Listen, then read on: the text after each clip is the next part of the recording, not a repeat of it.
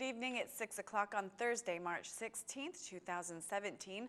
Welcome and thank you for joining us tonight for the English edition of Aura News, where we bring you today's top stories translated into English every weeknight.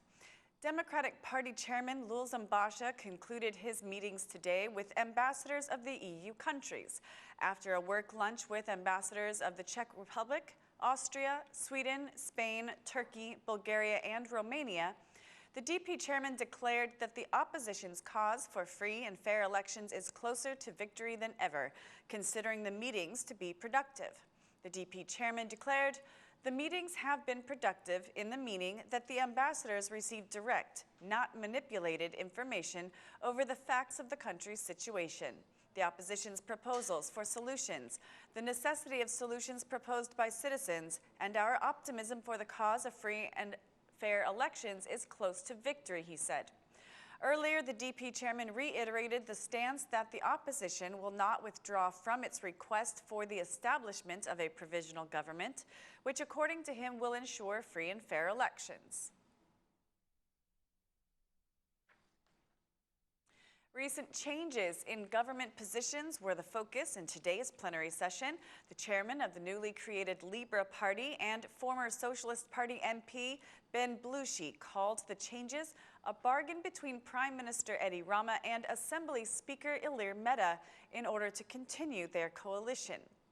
"The truth is that this government has bankrupted. It is ridiculous, and I don't understand how you can appear today as a majority when you don't even have the ability and dignity to defend your job.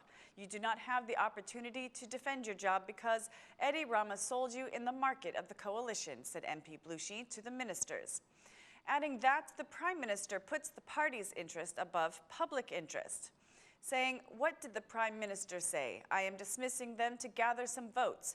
A year ago, I had a debate here, Albania or the party, and you all said that the party comes before Albania. That is what Rama also said. Party comes before Albania. Party interest comes before the public interest. He is taking the ministers to gather votes. The ministers were dismissed as a tax for the coalition with Ilir Meta," added Blushi. For the first time after several plenary sessions where Blushi mentions his name, the Assembly Speaker responded to him with irony.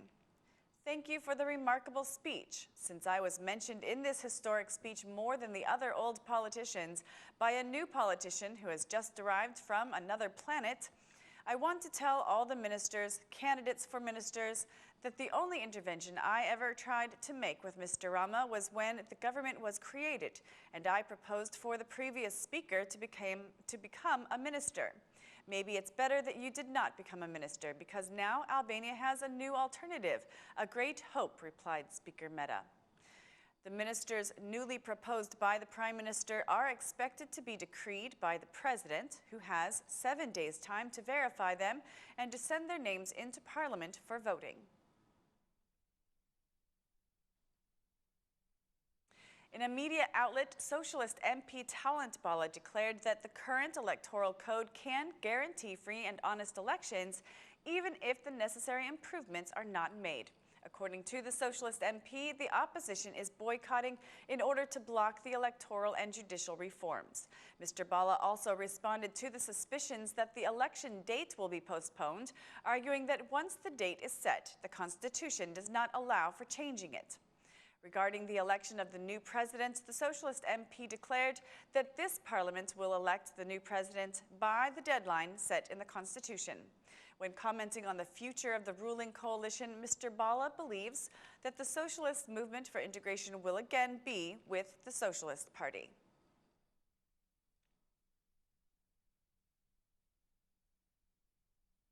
Before today's plenary session, the Conference of Chairmen changed the decision made on the March 6th plenary session to reopen the Vetting Commission application process. According to today's decision, no new applications will be accepted, but the existing applicants will have the possibility to gather any missing documents. After the first application, the Ombudsman found 79 candidates who lacked all the necessary documents. The international monitoring operation made an assessment of these candidates and found they should have an opportunity to gather the missing documents. The files of these candidates were sent from Parliament to the Ombudsman, and the process of gathering the missing documents will start after the verification.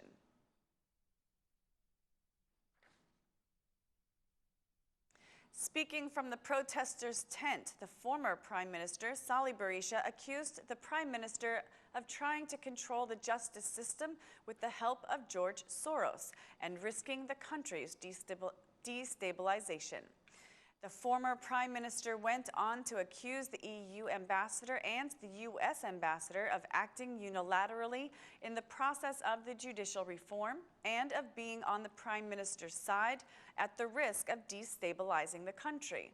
According to Mr. Berisha, the Prime Minister, on order of George Soros, destroyed the consensus for the judicial reform that had been reached on July 22nd, and then drafted laws without the opposition in violation of the Constitution.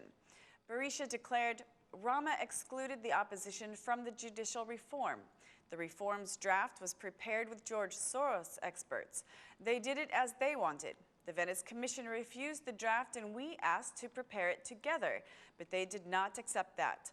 Can we accept a justice system in the hands of Eddie Rama because George Soros wants it so?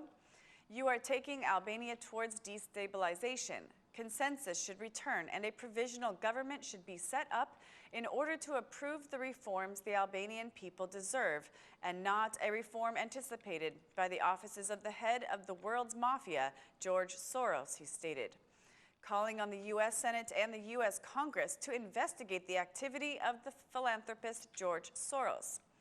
Emphasizing that the tentacles of Soros are extended up into the European Commission, Mr. Berisha issued strong accusations against the EU ambassador Romana Vlahutin, though a softer tone for the U.S. ambassador Donald Lu.